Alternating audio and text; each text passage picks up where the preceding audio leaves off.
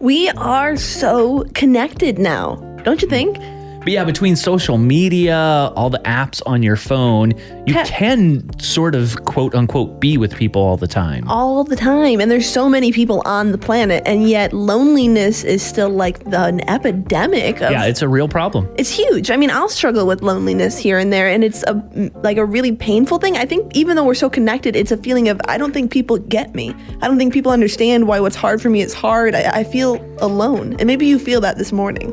And that's why we want to bring you the morning focus and focusing instead on the truth of who the Bible says God is and who God says you are. This morning, Genesis 16:13 is our reminder.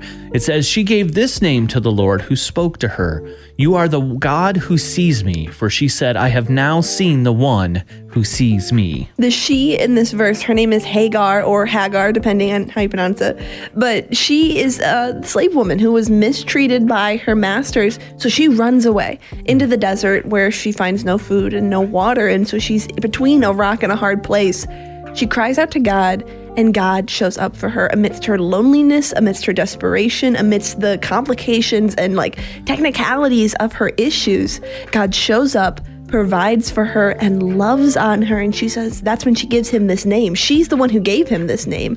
And she says, you are the one who sees me. And that name of God is true for you as well. In the same way he saw Hagar, he sees you. Yeah, it's one of the lies the enemy will use to convince you that you're the only one going through something. Nobody else struggles with it. Nobody else would even get it.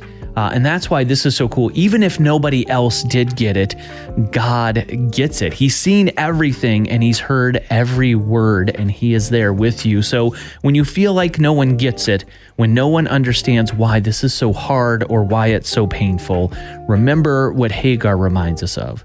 God gets it.